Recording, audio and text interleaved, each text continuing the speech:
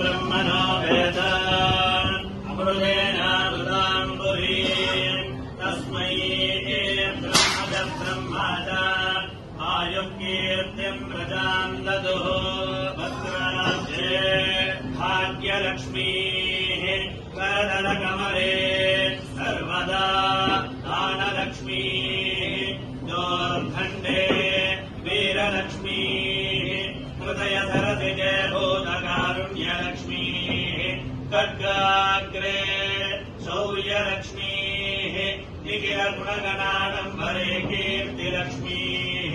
सर्वाङ्गे सौम्यलक्ष्मीः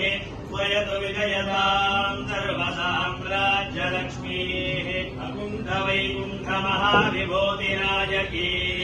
अखिलाण्डकोटिब्रह्माण्डनायकी श्रीवेङ्कटनायकी श्रीमति पद्मावती जया विजयी भव श्रीभद्रस्वमायुष्यमारोग्यमावेधा शोभमानम् महीयते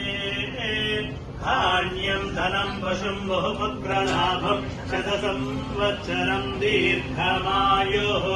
शतमानम् भवति शतायुः पुरुषः शर्ये प्रतिष्ठति रोचनो रोचमानः शोभनः शोभमानः